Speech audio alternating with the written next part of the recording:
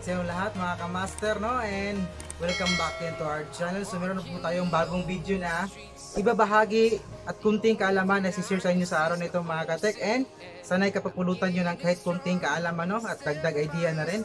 So bago pong lahat ay shoutout muna tayo sa mga napabati na hindi natin nabati dati sa ating mga last video, no? So shoutout sa ating kaibigan na si Leo Montiel, Glindaras TV from Binangunan, Rizal, shoutout.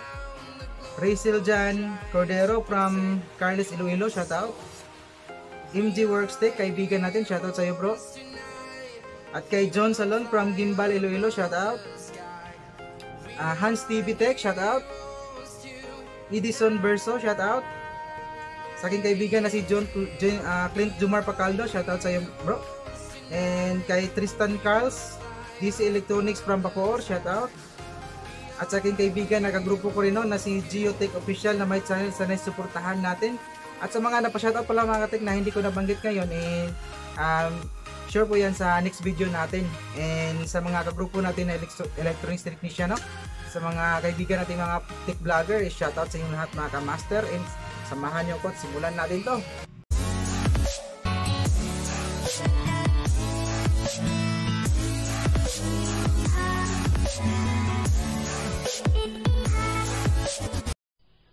Yan, magandang araw ulit sa inyo lahat mga Katek, no? And may gagawin tayo isang Sony na 40 inches LED TV. So bali ito pala mga Katek, napalitan ko na ng buong set ng backlight. Tapos pagkapalit natin ganun pa rin siya, no? Auto shut off, then magbi-blink, 6 blink siya, and after. So testing natin para makita natin yung problema. Saksak natin. Tapos pindutin natin yung pinutin natin yung kanyang power button dito sa may likod, sa may gilid. Dito, banda, kakapain natin. Nasaan na yung power button nito? Basta dito lang yung mga Katek, no? Pipindutin lang natin. Naku po, hindi pa. Ayan, standby. Pindutin natin yung power. Power. Ayun, kulay green na siya. So, nag-oscillate na yung unit natin, no? Ayan, makita natin yung logo ng Sony. Tapos hindi yan magtutuloy-tuloy. Ayun, biglang namamatay. Tapos balik naman ng logo. So, auto start up siya at auto shut off. Ayan mga Katek, oh. Napalitan natin ng buong set ng backlight. Pero ganun pa rin, no? Yung problema, hindi pa rin natin na ayos. So, ayun, oh. Ganyan lang sa mga Katek. Hanggang magsi 6 blinks yan after. Tatlong auto shut off, tapos magsi 6 blink siya. Ayan, bilangin natin. Ayan.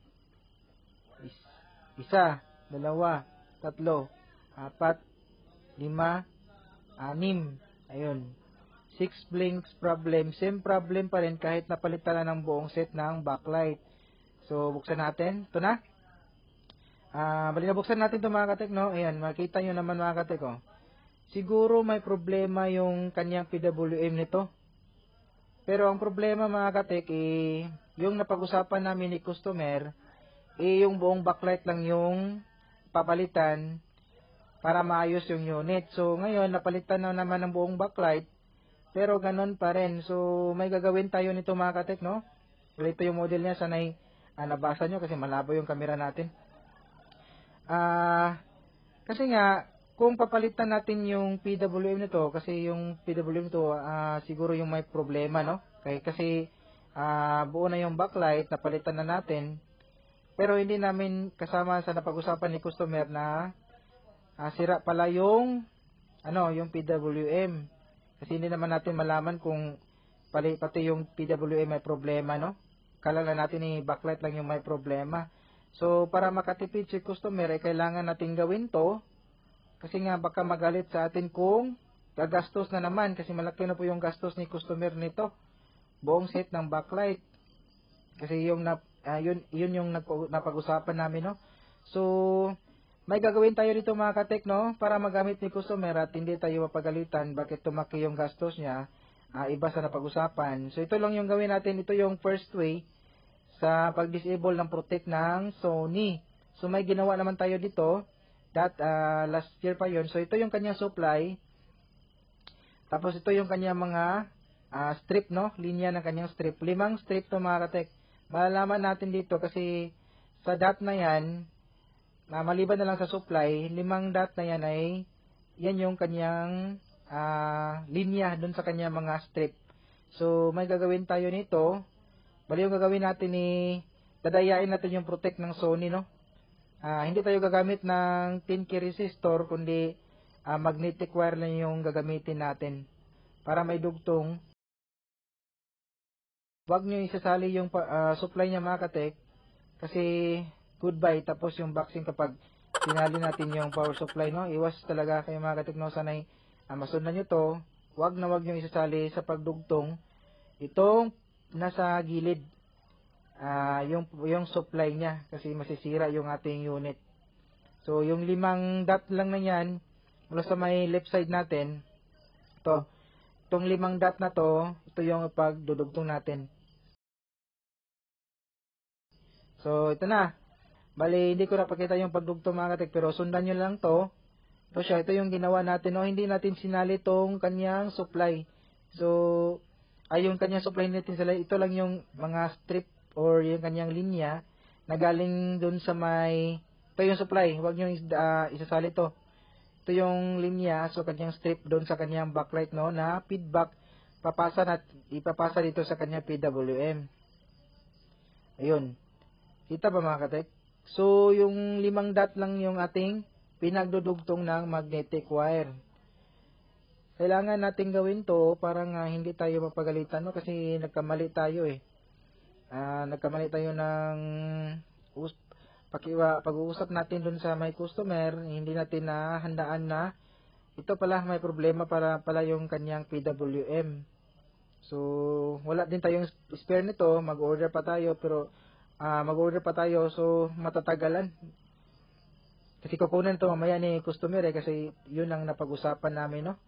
So ito mga katek, no, sanay masundan nyo to, nakuha nyo yung procedure natin, yan, focus natin para talagang masundan kung meron kayo may encounter na ganitong problema. So pwede rin nito mga katek na 10K resistor sa may pin 31 yan, no, 10K resistor sa may pin 31 at i-connect nyo sa may ground, 47K pala, nagkamali tayo, sorry, 47K sa may pin 31, dugtong nyo sa may ground, pero hindi natin gagamitin yun kasi ito yung papagitan natin na first way natin na pag-disable ng protect ng Sony. So ito 3, 4, 5, so 5 dot yung pinagdudugtong.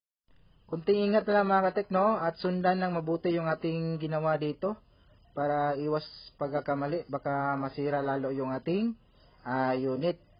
So yan, so yung mga katek, testing na natin to para malaman natin na gagana na yung ating unit. So ito na, bali na close na natin at iti-test na natin to para malaman na kung gagana or magiging normal ba yung ating unit. So saksak natin ulit. Ayan, ano ba yan? Yung dilim. So ayan, nakautuon ba to? So yun mga katiko, automatic na pala to. Ayan, lumabas na yung logo ng Sony. Ayun, antayin natin saglit. Kung hindi na ba mamamatay at hindi na ba siya magsi-6 blink. So ayun mga katiko, kung nakita nyo naman yung pagtitest natin kanina, napaka dali lang yung pagka yung namamatay siya bigla, no, tapos balik na naman ang logo. Ito na medyo tumagal na yung ating ang pag-display ng ating unit. Ayun, medyo matagal na yung kanyang raster. Kasi nasubukan ko na ito dati mga katik, marami na akong ginawa nito. Kasi nga sa mga nagtitipid na mga customer, ayaw bumili ng buong set ng backlight kasi mahal daw. So ito yung mga paraan natin, no. So lagyan lang natin ng signal para may makita tayong picture sa may screen natin. Ayan, ito na, nalagyan natin ng flash drive. So select lang tayo ng movie dito. Kahit anong movie na lang, basta may makita tayo sa screen, no. Play ka na, tagal.